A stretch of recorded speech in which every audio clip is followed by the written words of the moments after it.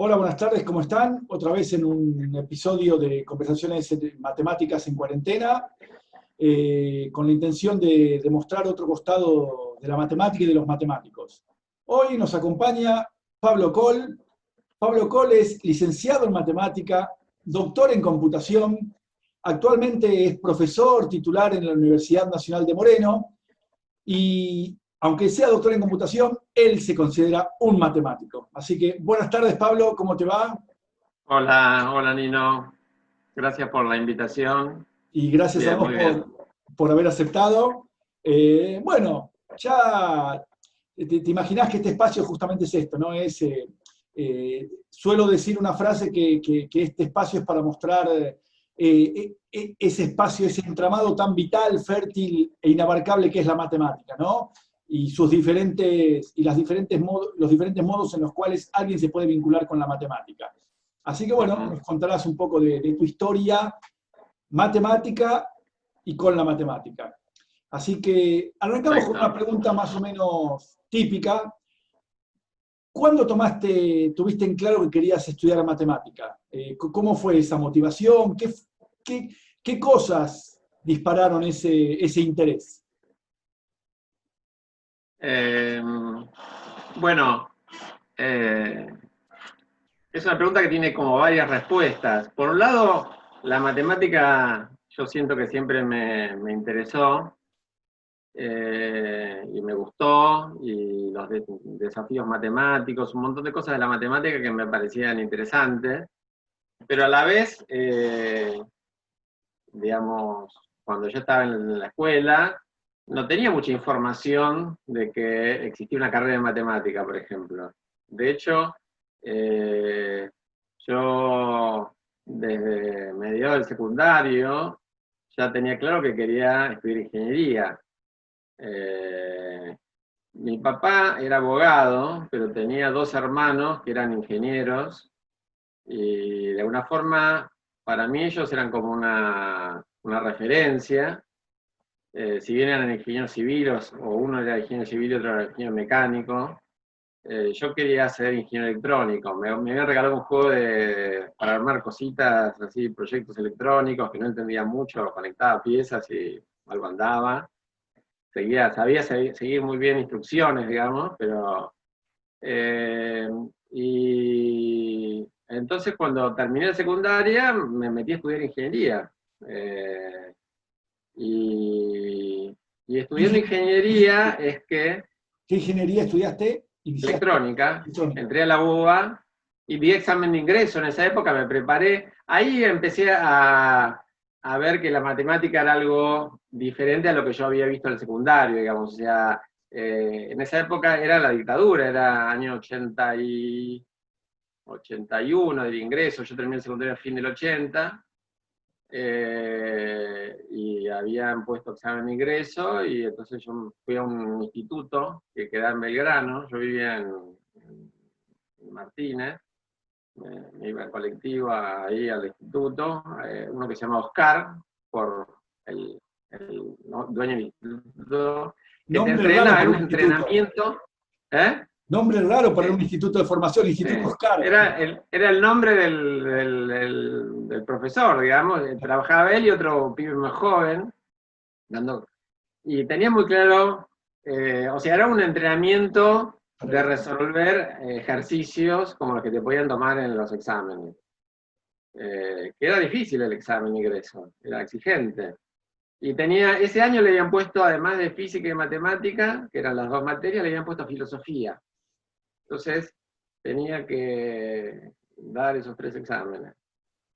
Y bueno, más o menos no me fue demasiado bien, pero lo suficiente como para más o menos Interesante. entrar y elegir un turno.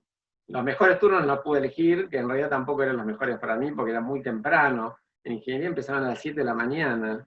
Y yo vivía lejos, con lo cual tenía una hora y pico de viaje.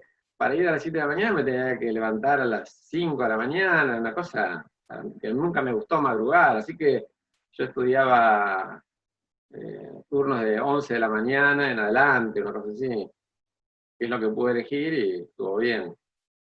Y ahí estudié 3 años, y estudiando ingeniería es que me di cuenta, me acuerdo hasta el momento, digamos, o sea, empecé, había cosas que me gustaban menos. Una cosa que nunca me adapté a ingeniería es que es una facultad donde los profesores maltratan mucho a los alumnos, cosa que no pasa en exactas, o no pasa, también hay profesores maltratadores en exactas, pero son excepcionales, digamos, y con el tiempo cada vez hay más, Claro, era más otra. cuidado en eso, digamos. Yo tuve un profesor que, bueno, no tenía el mejor trato con la gente, en exactas, pero en ingeniería era la regla común, digamos. Me acuerdo un profesor que en el medio del examen de Física 1 me decía, ¿estudiaste? Pues si no estudiaste, yo te había respondido un par de preguntas mal, y me dice, si no estudiaste, te reviento, así te decían, ¿no? Y en pleno examen, o sea, Claro, y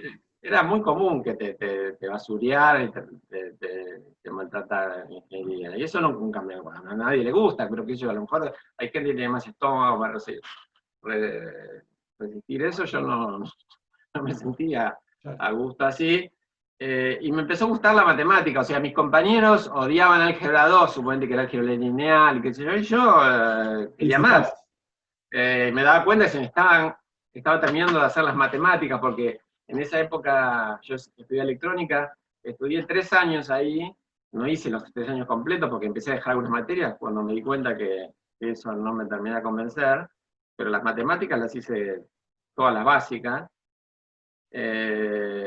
Y de golpe me acuerdo en la materia electrotecnia 1, que estaba en un grupo con compañeros, teníamos un proyecto, y empezaron a hablar de proyectos propios con el oscilador, el osciloscopio, que ellos estaban ahí manipulando cosas, y yo me di cuenta que eso no me interesaba, o sea, como que me sentía ajeno en ese mundo, y se me estaba acabando el mundo de la matemática que me interesaba, y dije, bueno, ahí empecé a investigar. Me acuerdo que fui a exactas, a curiosear y a investigar el tema de hacer un pase.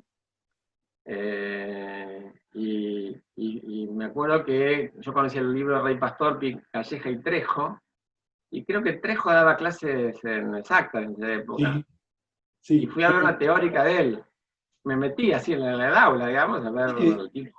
Era libre, cualquiera podía entrar a cualquier clase. Sí, qué sé yo. Ya tenía construido un cierto oficio estudiante que sabía que me metía y no pasaba nada, digamos. Y, Eh, Nada, qué sé yo, no era el mejor estímulo para. Pero ya estaba decidido, digamos, o claro. sea, así que hice los trámites y en el 84 arranqué en exacta. Eh, y fue, bueno, justo aparte era el regreso a la democracia, se juntaron un montón de cosas que hicieron que fue una experiencia buena. Yo, por ejemplo, empecé a participar. En ingeniería la biblioteca era muy buena porque era anaquel abierto, digamos. O sea, vos entrabas y te agarrabas los libros y te sentabas ahí. Yo usaba mucho la biblioteca para estudiar ingeniería. Y cuando llegué a exactas, la biblioteca del pabellón 1 estaba dividida y había una biblioteca del pabellón 1. No te prestaban los libros, te lo prestaban media hora más o menos, o sea, y aparte tenías que pedirlo, no era que entrabas y te agarraban el libro. Era como mucho más restringida. Y entonces me acuerdo que yo dije, es una mierda, o sea, todo lo demás me había parecido bárbaro, estaba feliz de estar en exactas, pero la biblioteca me pareció medio, que no estaba a la altura de la facultad, digamos, ¿no? Y ahí fue que me empecé a vincular con otros pibes que tenían así, digamos, preocupaciones gremiales y empecé a militar ahí mismo, digamos. Primero se armó una especie de comisión de estudiantes de matemática y después, en esa época eran las primeras elecciones de centro estudiantes y ahí me enganché la AEI, que era la Asociación de Estudiantes Independientes, que después del primer impulso de la Vuelta a la Democracia, en que fue Franja Morada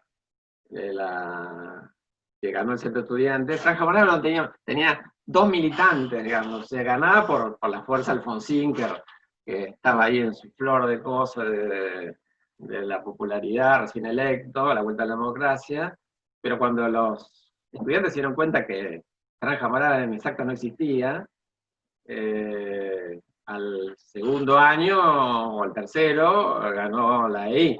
Y la EI fue conducción del centro de estudiantes, y después cuando se normalizó la universidad, Klimovsky era el rector normalizador.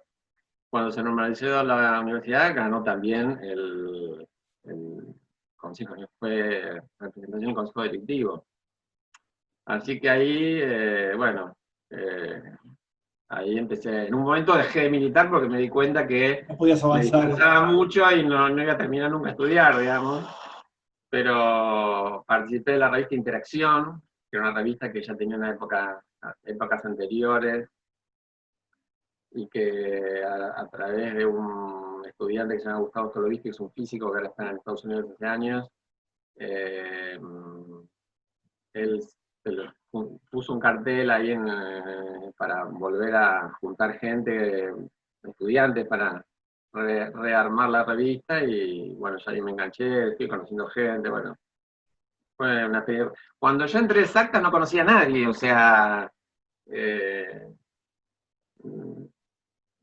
no tenía conocidos, o sea, entré porque me parecía que ese era el camino, me metí en aplicadas porque ya me daba cuenta que ciertas materias, En aplicada, es decir, la licenciatura en matemática aplicada, elegiste en esa. ciencia clara, la orientación aplicada, Bien. porque me interesaba la investigación operativa, me parecía que la combinatoria, o sea, había ciertas cosas que yo ya tenía claro que me interesaban, digamos. Y entonces, no sé si fue la mejor decisión, porque de alguna forma había buenos profesores y había otros. Justo en las materias que más me interesaban, había como mucho déficit de buenos profesores. Pero bueno, qué sé yo. Claro, Porque bueno, en estadística estaba Yohai, que era muy bueno, en optimización también estaba Scoring, estaba Cabotti, pero en la parte más de optimización combinatoria, las cosas que después yo me especialicé, no había buena gente, no había. De hecho, terminé siendo materias de computación, y ahí es donde me fui orientando. Tuve una beca estudiante de investigación, y me fui orientando más a la matemática discreta, teoría de grafos, algoritmos, o sea. claro, quizás también es algo similar, hablábamos con Ricardo Toledano, que hizo su licenciatura en Río Cuarto, veníamos de sucesivas décadas en las cuales muchos investigadores emigraron, ¿no? Y había una mirada quizás muy todavía de matemática pura, especialmente pura, ¿no? Recordemos que el cambio de Sí, plan, en el año 1982 se hizo el cambio de plan de las licenciaturas en exactas, en el cual se hizo una licenciatura en matemática pura y una aplicada, ¿no? Quizás de hecho, tenían, sí. no, tenían que venir los profesores para las materias de la orientación aplicada, ¿no? No, lógico, ¿no? Digamos, ahora me parece que está más asentada, que ya está Ricardo Durán, hay profesores muy buenos, digamos, de la orientación, Claro, digamos. claro, ya tiene. Pero, En ese momento pero quizás. sí, qué sé yo. Y yo me acuerdo una reunión de estudiantes de la orientación que fui yo, ya había ingresado hace poco, me reconocieron algunas materias, empecé de cero, o sea, las matemáticas de ingeniería me las reconocieron. Y fui a una reunión de estudiantes de la orientación donde estaban los primeros que se graduaron de esa orientación. O sea, yo me acuerdo, eran, qué sé yo, 10, 12 personas, que eran los primeros estudiantes que todavía no se había graduado ni uno en esa época. Cuando yo entré todavía no había ningún graduado de la orientación aplicada, y bueno, ahí se fueron graduando los primeros. Eh, pero de alguna forma, digamos, yo tuve esta beca de investigación, no me acuerdo que fue primero, digamos, si esta beca, creo que la beca yo la tuve, no, primero fue que hice una materia, había un estudiante un poco más avanzado que yo en la aplicada, que era Sebastián Seria, que Sebastián Seria después hizo la licenciatura la tesis de licenciatura con Hugo Skolnick, y se fue a estudiar a Estados Unidos, y él tenía muy claro que quería ir a hacer un posgrado a Estados Unidos, y se quedó allá y, digamos, hizo negocios, o sea, se transformó, era un tipo muy brillante, digamos, muy... y de hecho, la donación para el edificio Cero más Infinito, principal para arrancar eso, la hizo él. Ah, mira. Él es como el mecenas principal del arranque de... Y no sé si también hizo el contacto con Viñoli, que es el que diseñó el edificio, pero... bueno, y él, me acuerdo que nos dijo, voy a cursar matemática discreta, que es una materia de computación, pero me interesa, qué sé yo, porque dan estos temas, la daba Irene Blasó, que después fue, creo que no sé si en esa época o después fue durante 8 años director del departamento de computación, y terminó siendo mi directora de la beca y de la tesis de licenciatura, con Willy. Entonces, con Willy Durán, Sebastián y yo nos mandamos a la materia. Y esa materia me voló la cabeza, me encantó. De hecho, después fui ayudante de esa materia. Bien. Varios años.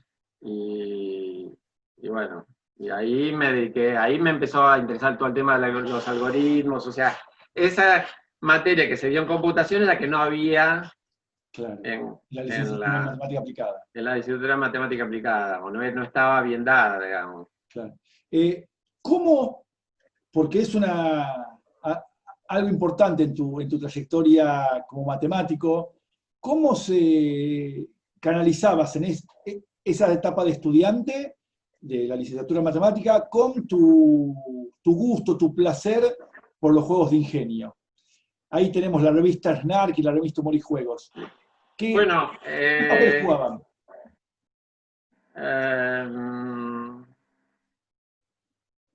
Bueno, siempre me gustaron esas cosas. A través de juegos de humor y juegos, del contacto con ese mundo, por ejemplo, me acuerdo haber recibido, por ejemplo, la noticia que existía la revista, el Journal of Recreational Mathematics. Eso en los 80, cuando estaba entrando en la universidad. Y entonces me acuerdo que traté de averiguar para suscribirme. Y logré suscribirme, o sea, mandando, en la época que no había tarjeta de crédito, aparte yo no tenía, pero ni mi viejo tenía, o sea, no había. Entonces, mandar la plata para pagar una suscripción internacional era un quilombo. Me acuerdo que llegué a mandar, por ejemplo, un billete, me iba a una casa de cambio y le compraba un billete de $100, suponete, o de 50, no sé, y lo metía dentro de un sobre, pero envuelto en carbónico, para que no se notara al trasluz que había un billete adentro, porque si no te abrían y te lo robaban, porque el correo de acá nunca tuvieron demasiada buena fama, bueno, era muy riesgoso. Y así me suscribí a esas revistas. De hecho, después mandaba yo también mis propios problemas. Una vez me publicaron un problema de pentóminos, porque me gustaba mucho todo el tema de geometría, de empaquetamiento, de geometría discreta de alguna forma. Un problema que había sido inventado antes por Donald Knuth, que es uno de los capos de la computación. El inventor del látex, por ejemplo. Por ejemplo, nada menos. Y el editor de la revista se ve que no tenía claro eso y me volvió a publicar el mismo problema, o sea, que yo tampoco sabía que Knuth había propuesto ese problema unos años antes, digamos, ¿no? Ah, bueno. Y bueno, nada, entonces seguía vinculado con eso. Y en el año 89, cuando ya yo estaba bastante avanzado en la licenciatura, fue el año que me fui a vivir con mi pareja, o en el 90 en realidad, pero la que fue, digamos, la madre de mis hijos, o es madre de mis hijos. Y entonces ahí empecé a trabajar, una amiga de ella me consiguió un trabajo en la ORT de Belgrano, que era cerca de la universidad, y ahí yo entré como asistente de laboratorio de computación, así para un cargo para tener las máquinas, no sé, como tipo, así el que ponía a punto las máquinas de los laboratorios. Yo no sabía mucho de computación, de hecho no tenía ni computadora en esa época, pero bueno. Y ahí, en el año 90, cuando yo recién había entrado ahí a trabajar, surge la Olimpiada de Informática Argentina, y yo ya tenía la tesis de licenciatura hecha, tenía beca de investigación, ya tenía cierta especialización en diseño de algoritmos, y cuando ven los problemas de informática que traía la Olimpiada, me dicen, vos tenés que dedicarte a esto, o sea, me pasan a mí el fardo de que yo entrene a los alumnos. Y entonces ahí empecé a entrenar alumnos de Olimpiada de Informática, que era algo muy nuevo, no tiene mucha difusión, y entrené por casi, no sé, 20 años. Ahí estuve en la ORTE, estuve trabajando 20 años, 19 años, y al año siguiente ya empecé a entrenar también los de matemáticas, de las Olimpiadas. Y esos problemas también eran muy lúdicos, ¿no? Eran muy lúdicos y muy específicos, o sea, los profes de matemática, o sea, yo en esas 20 años que trabajé en la ORT, nunca di un curso de matemática, o sea, no tenía un curso a mi cargo, no tenía ni segundo año ni primer año, o sea, tenía un taller que era optativo, que era los mediodías, donde venían los alumnos que querían. O sea, la ORT tenía un montón de divisiones, o sea, había 2000 alumnos de secundario, y mi taller tenía las puertas abiertas, y el que no quería, digamos, entraban los que quería y salían los que se aburrían, digamos. Y tuve oscilando, a veces tenía más grupos más grandes, grupos más chicos, pero nunca tuve 0 alumnos, digamos. O sea, siempre habré tenido épocas de más vacas, más flacas, que tenía por ahí 4 o 5 a lo mejor. Después cuando llegaban las competencias venían más, pero el núcleo duro, así de tipos que se copaban mucho con la matemática y con la computación y los algoritmos y distintas cosas de ciencia en general, siempre tuve Y un los montón. Y alumnos, muchos de esos terminaron en exactas también estudiando. claro, percibían disfrutaban ese costado así más lúdico por ahí de lo que le transmitía la visión esta de la matemática un poco más juguetona, por así decirlo. Yo creo que venían por eso, digamos, o sea, tenían ese espíritu y yo se los incentivaba de alguna forma.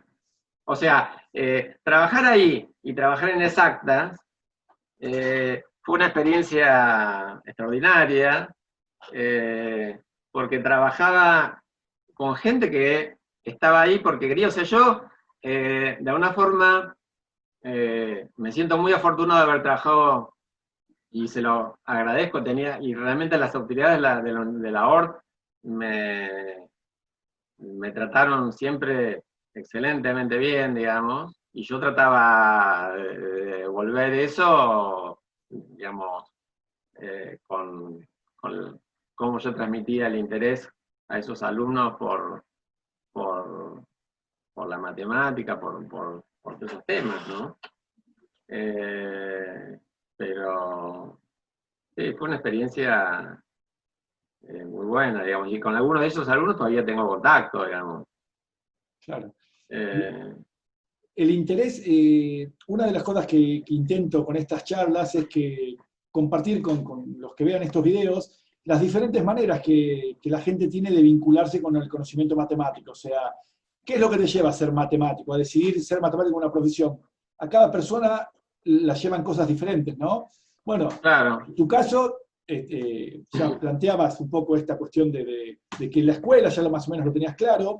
En mi caso, alguna vez creo que te lo comenté, poder resolver juegos de ingenio. Pensaba que si estudiaba matemática iba a poder resolver todos los juegos de ingenio que aparecían, por ejemplo, en esta revista, ¿no? Claro. Y yo a veces pensaba esto, las vocaciones de la gente pueden surgir desde los lugares más insospechados, ¿no? A veces no es la educación formal quizás la que despierta un no, seguro. En una carrera. O sea, a mí los juegos claramente, durante muchos años lo dije y lo sigo diciendo, o sea, yo estudié matemática porque quería entender mejor los juegos, digamos. Y qué sé yo, ayer estaba jugando con mi hijo más grande al ajedrez, que ahora está entusiasmado con el ajedrez, y se dio un final de rey contra rey, alfil y caballo. Es un final muy raro, que después justo, entonces nos pusimos a ver toda la información que hay ahí de esas buscar cosas. esa Yo sabía que es un final que se gana, pero que es un final que ocurre uno cada, no sé, cada 5.000 partidas ocurre uno, digamos, ¿no? Entonces él me decía, bueno, nada, y todo este tipo de cosas, entender qué matemática hay atrás del ajedrez, qué matemática hay atrás de los juegos. Una experiencia, por ejemplo, que yo me acuerdo que me marcó un montón y que así empoderó, como se dice, es, me acuerdo, aparte, casi te podría calcular el día exacto que pasó, digamos, pues fue el último día de cuarto año del secundario. Terminó las clases, que yo nos fuimos, me acuerdo, con un amigo, con el que era más amigo en esa época, a comer ahí a un lugar. En general éramos siempre en medio un grupo marginal dentro del curso. Teníamos un grupo de amigos que nos gustaban estos juegos, o sea, ahí yo ya caí en un grupo de secundario, donde en la misma división habíamos 4 o 5 fanáticos del juego de ingenio, del ajedrez, de distintos juegos, lectores de las revistas Narco, o sea, y nos pusimos a analizar, mientras comíamos en ese almuerzo, unas hamburguesas, que yo fuimos a un boliche por ahí, el NIM, que es el juego de tachar palitos, que tenés 7, 5, 3 y 1. Y vos podés ir tachando todos los que estén juntos de una vez. Bueno, tiene unas reglas bastante simples. Y me acuerdo que lo que hicimos fue un análisis exhaustivo de todo el árbol de posibilidades, Bien, que no es tan grande. claro. Pero nosotros no sabíamos nada, o sea, inventamos eso o sea, después analizándolo, ya sabiendo más cómo se analiza esas cosas, en ese momento hicimos eso, ¿entendés? Pero no teníamos formación. Por ejemplo, con este mismo amigo, que el padre era ingeniero, yo en un momento, en el secundario yo no tenía ninguna materia de probabilidad y de combinatoria, o sea, no veíamos nada de eso. Y a mí eran temas que me reinteresaban. Por ejemplo, yo quería hacer un sistema para ganar el PRODE,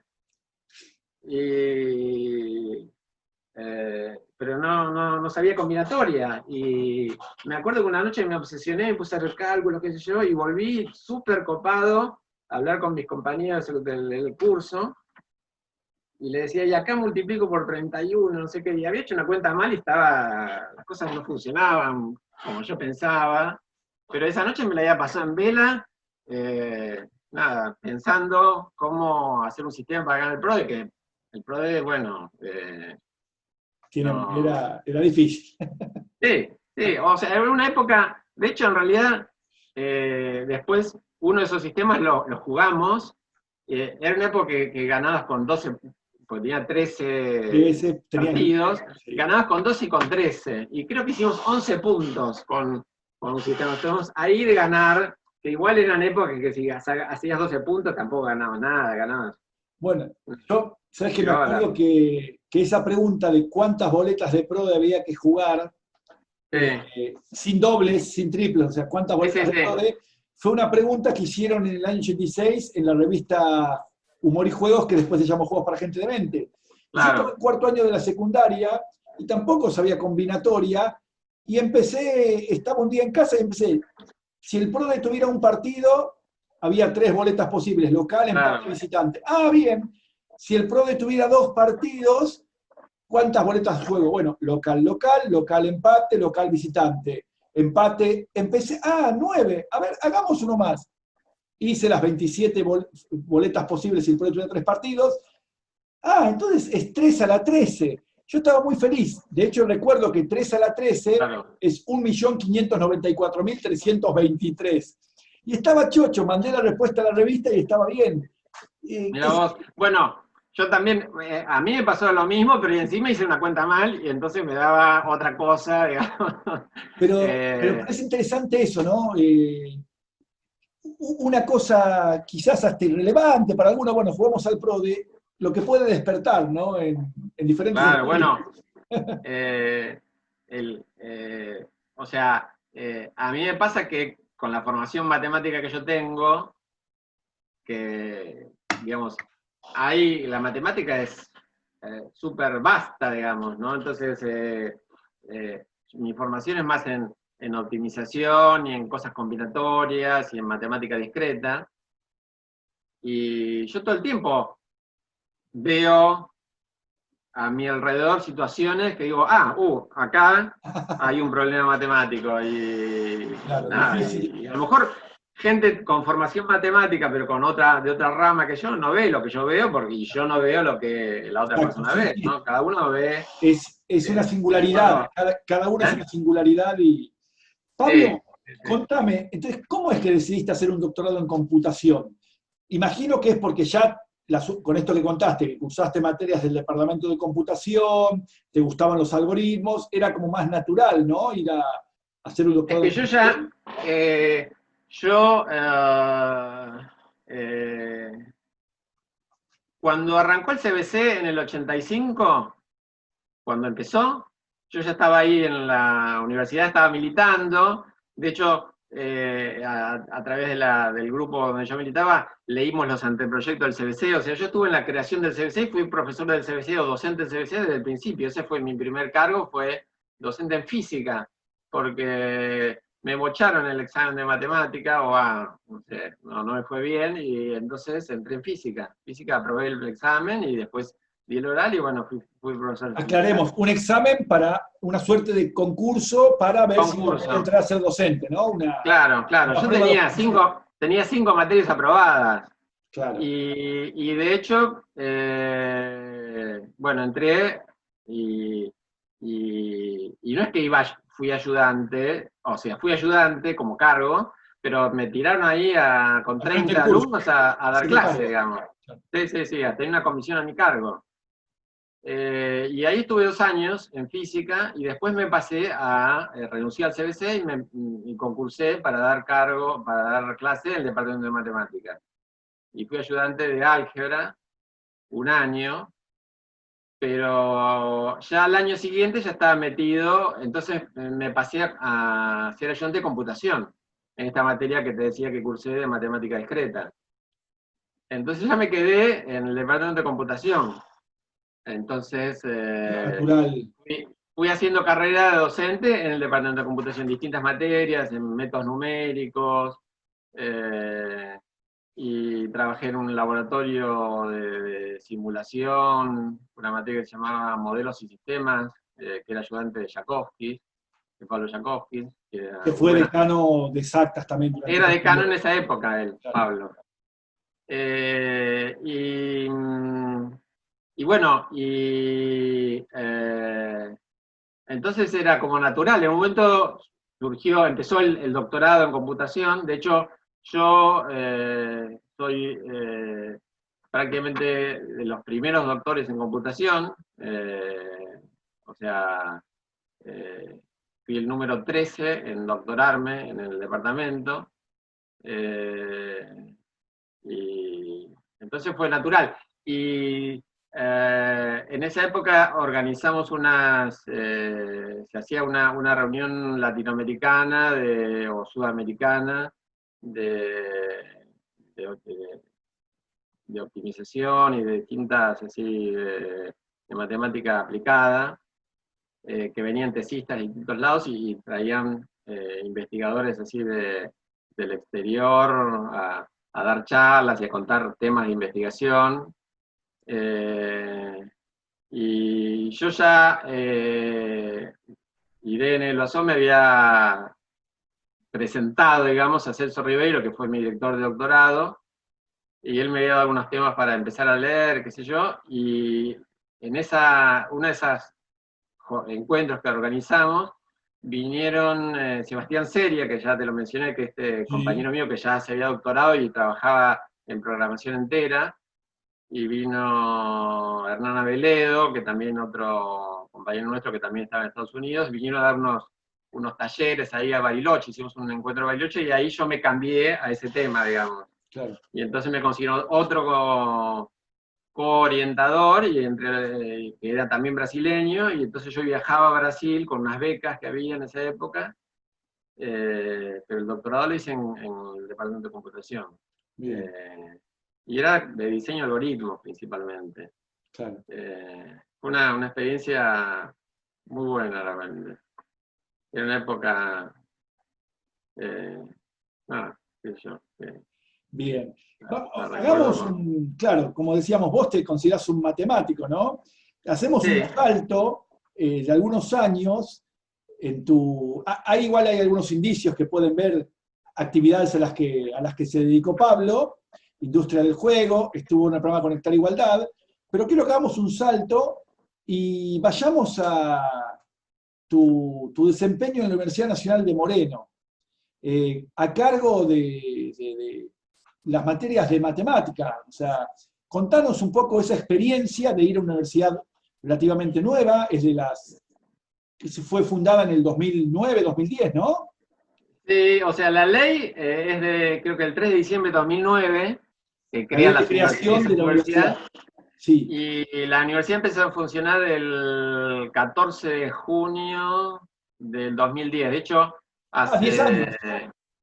hace unas par de semanas tuvimos una reunión por Zoom, lamentablemente, Para festejar, celebrar para el... festejar el 10º aniversario del comienzo de la universidad. Y yo recibí un mail el 3 de diciembre del 2010 pidiéndome armar el cuadernillo para el curso de ingreso de la parte de matemática, un taller de resolución de problemas, y hablé con un par de amigos y gente con la que yo trabajaba, con Laura Pesati, con Fernando Chorni, y dijimos, bueno, lo hacemos.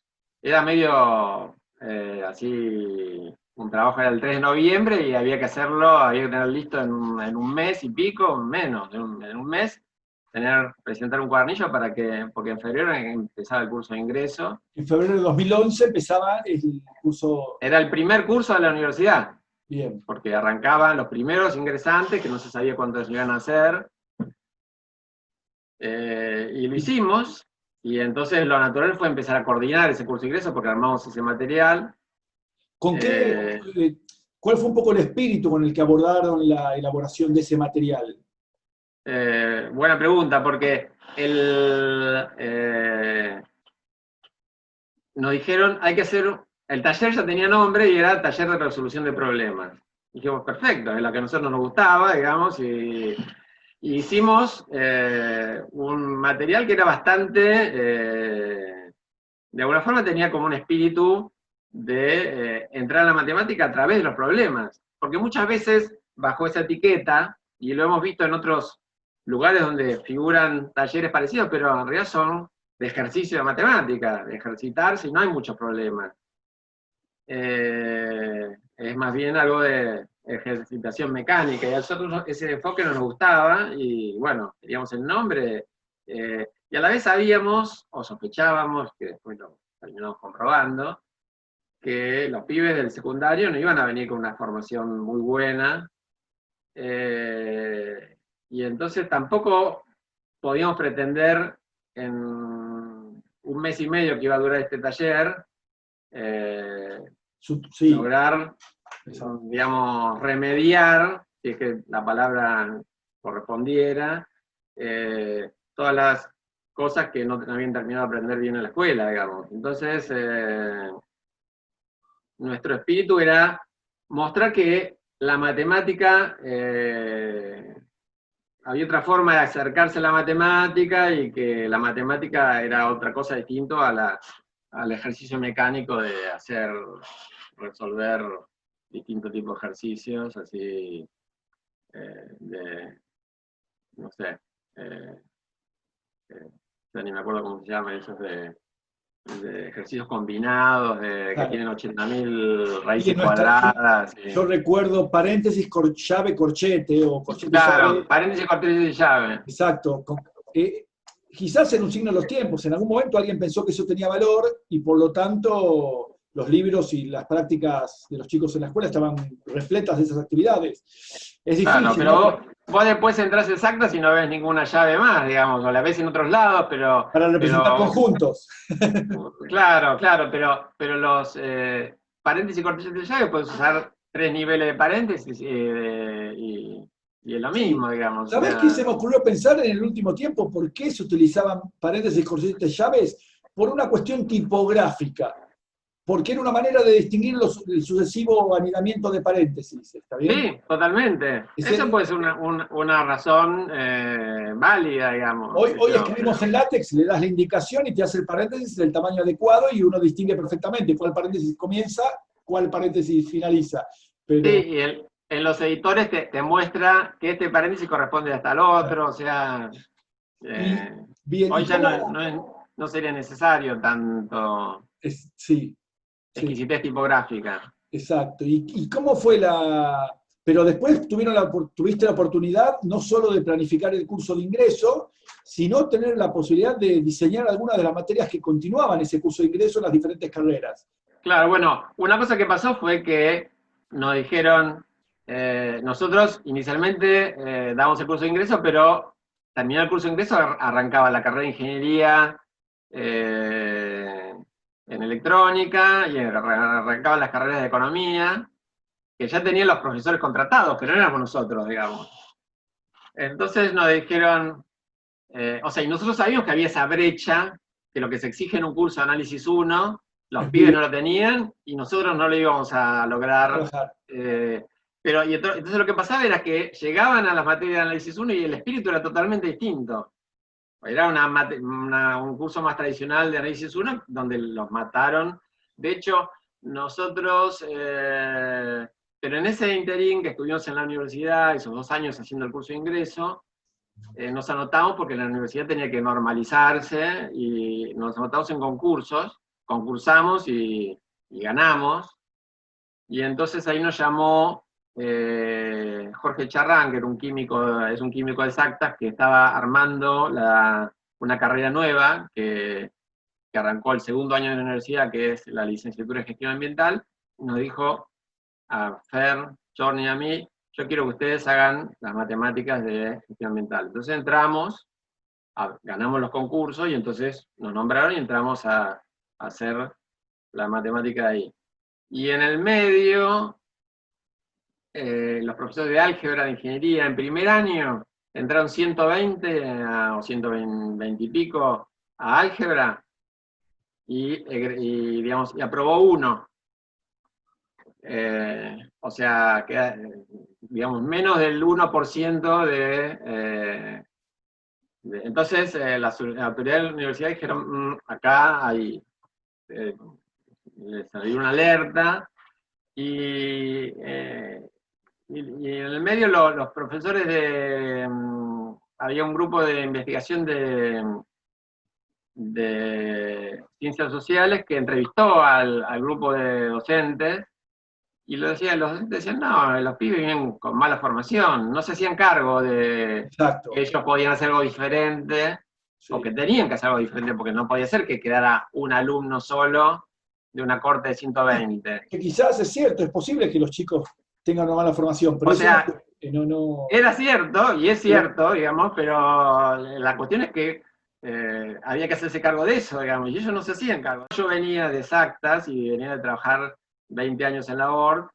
y en exactas después me di cuenta que como estudiantes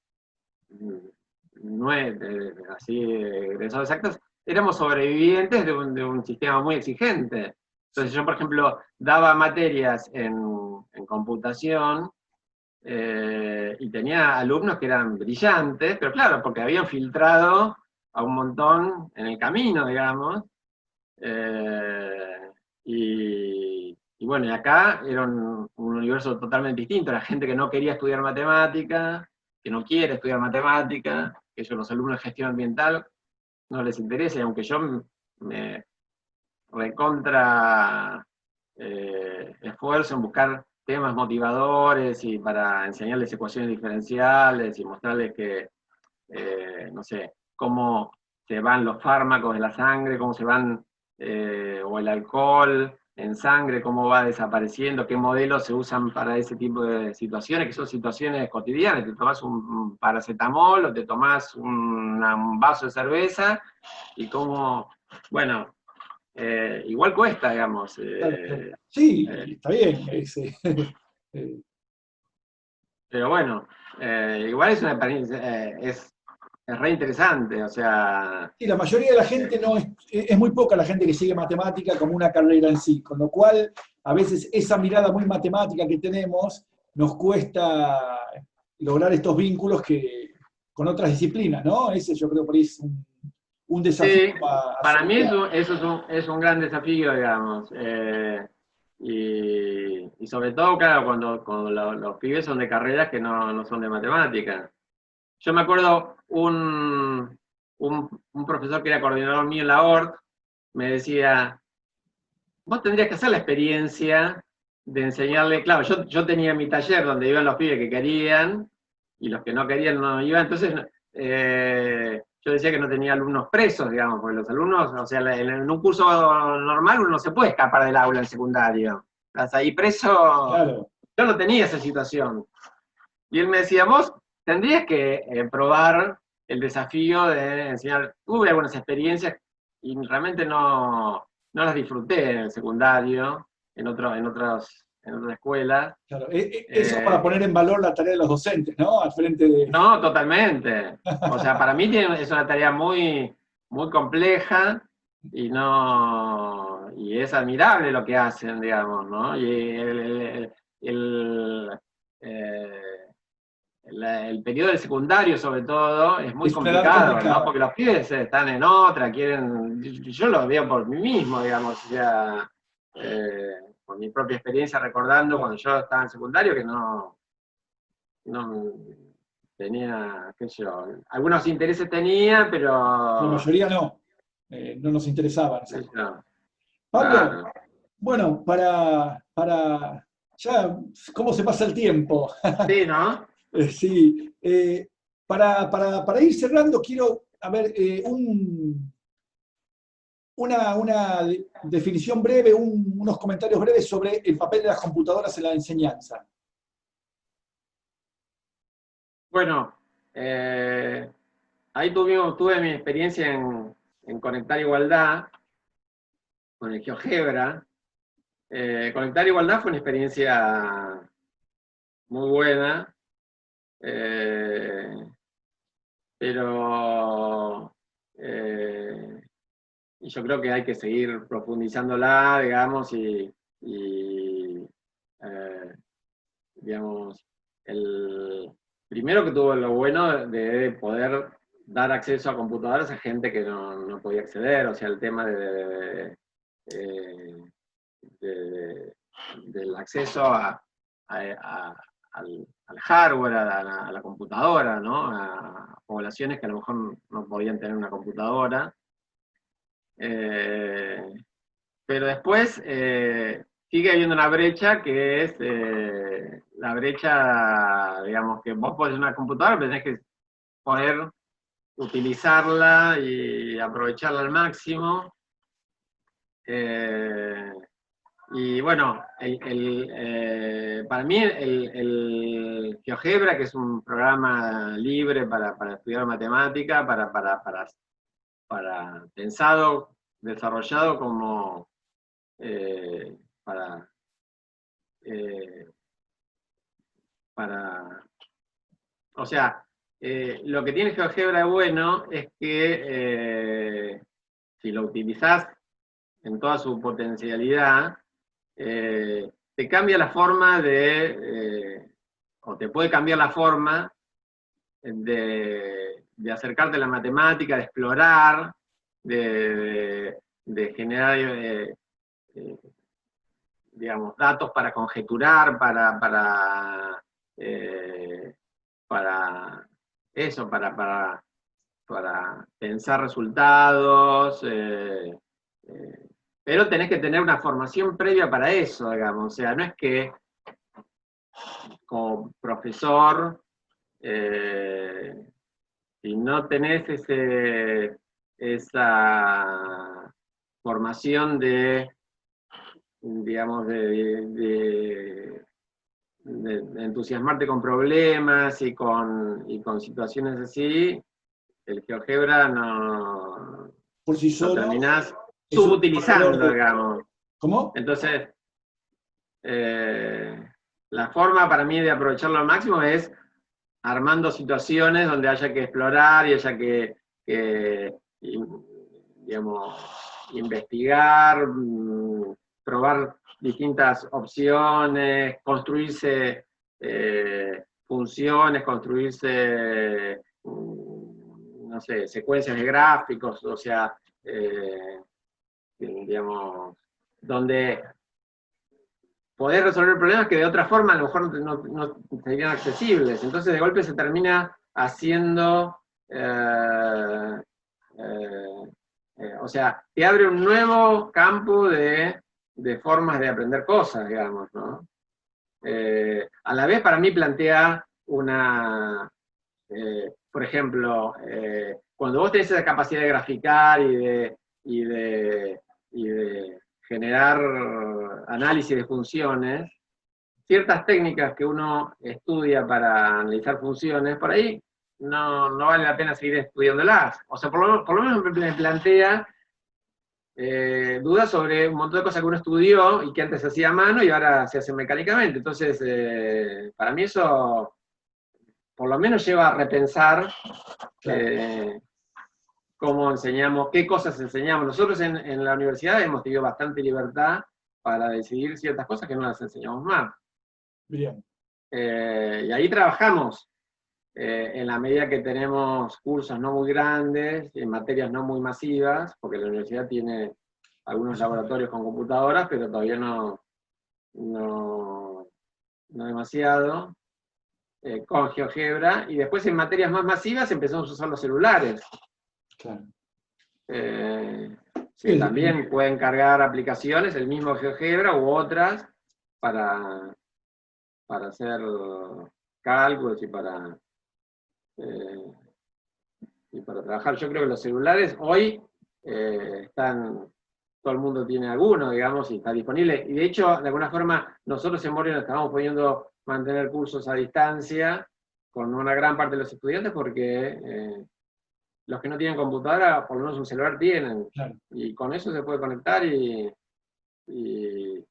participar de las clases. Bueno, es para discutir. Va surgiendo en varias de las conversaciones este replanteo con respecto a ciertos tópicos que se enseñaban, ciertas competencias que en algún momento fueron válidas, valiosas, y hoy por hoy está en discusión, ¿no? Es una discusión que hay que seguir dando. Sí, para mí el tema principal que a mí me motiva y como siento que es como así una de las direcciones principales en las que yo pienso y me preocupa la enseñanza es que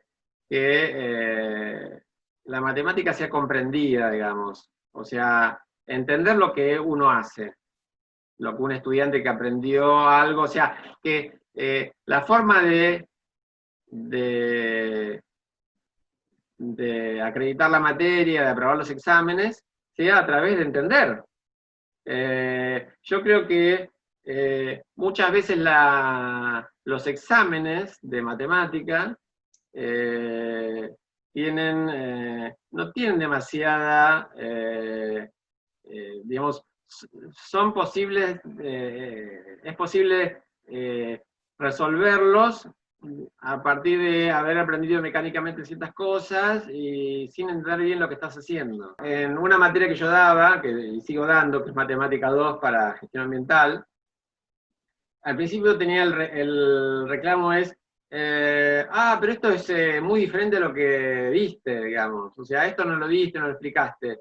Y yo lo que hacía era cambiar un poco, digamos, porque si yo evalúo tomando idéntico a lo que di, repiten mecánicamente y yo no me consta que realmente entendieron. Para mí la comprensión es, bueno, poder actuar con cierta flexibilidad, que si te mueven un poquito del camino, sabés cómo reorientarte, digamos. Y bueno, entonces, en ese sentido, ahora a mis estudiantes, después de varios años, les anticipo, yo, digamos, uno de los objetivos de la materia es que ustedes, ante la sorpresa, puedan reaccionar y puedan manejarse, digamos, o sea, sepan que van a ser sorprendidos es medio paradójico, digamos, por un examen que no va a ser igual a lo que vimos, idéntico, y entonces no se sorprendan de que van a ser sorprendidos, o sea, Claro. pero bueno. ¿Y cómo reaccionan? No, bueno, ahora ya saben, pero les cuesta, o sea, Claro. realmente es difícil lograr esa comprensión, y de alguna forma, y más en materias, en carreras donde hay 2 matemáticas solas y después no ven más matemática, no puedo aspirar a que se comprendan a fondo los temas, porque comprender bien un tema Lleva tiempo, y además lleva tiempo. lleva tiempo. Entonces, nosotros en la carrera donde tenemos todo el tiempo matemáticas, uno va entendiendo bien, o cuando es ayudante, o cuando ya, Sí, digamos, el propio cursó las aprendizaje. siguientes, y le van cayendo fichas. Entonces, en una materia, en una carrera donde hay un par de matemáticas, no se puede aspirar a eso, pero bueno, igual algo, porque si no, justo el otro día leí una frase de John Dewey que decía que la información, si no entendés, se transforma en digesta, digamos, o sea, aprenderse cosas de memoria, es lo que, por eso todo el mundo termina odiando la matemática o no cayéndole bien, porque Claro. todas cosas que no entendiste, te las olvidás y no... y también es más frágil el conocimiento. Feynman decía, Richard Feynman, el físico, decía, el conocimiento aprendido de memoria es muy frágil, porque te olvidaste algo y no puedes reconstruir, ¿entendés? O sea, pero para mí es más importante que los estudiantes, trato de evitar lo más posible las fórmulas de memoria. Sí. Por ejemplo, digamos, dándoles la posibilidad que se armen resúmenes y que no tengan que saberse las cosas de memoria. Pero bueno, eso hay que trabajarlo especialmente, es otro capítulo, digamos. Bien. Bueno, ¿querés decir algo? ¿Alguna reflexión final? Todos los invitados No, a este me ciclo. parece que ya hablé bastante, digamos. Bueno, una de cierre cortita. ¿Qué es para vos la matemática? Una pregunta obvia, trillada, pero es interesante que cada invitado lo exprese. Y para mí es una forma de ver la realidad, digamos, o sea, de alguna forma me condiciona, o sea, mi formación hace que yo vea cosas que otros no ven, porque, bueno, así como un sociólogo ve en una multitud cosas que yo no veo, bueno, yo veo cuando voy por la calle cosas que no ve un sociólogo, por ejemplo. Y bueno, qué sé yo, a mí me gustan muchos temas, con lo cual también me interesa la mirada del sociólogo, y eso para mí enriquece, o sea, para mí la forma de enseñar matemática, y esto tengo a veces discusiones con unos profes de la universidad, que yo damos matemática para los economistas. Y yo creo que tenemos que aprender un poco de economía también, porque si no, es una forma de mejorar la forma en que enseñamos matemática, o si trabajamos con ingenieros, saber física, o sea, todas esas cosas para mí, cuando más interrelacionada esté la matemática con las distintas disciplinas y se puede enseñar más, qué sé yo, por ejemplo, a partir de proyectos, de cosas así. Una cosa para mí clave es la motivación, cómo lograr motivar a los estudiantes. Y por eso busco ese tipo de cosas que los puedan tocar de alguna forma, ¿no? Ok. Eso. Es interesante. Hay que motivar. Hay mucho camino por recorrer, es interesante, mucho por hacer, así que como decía el Riff, queda mucho por hacer. Pablo, bueno, te agradezco que hayas pasado este rato con nosotros. Un placer. Gracias. Bueno, a todos muchas gracias por mirar esto, nos seguimos viendo en más conversaciones matemáticas. Pablo Col. Chao, Pablo. Chao, gracias.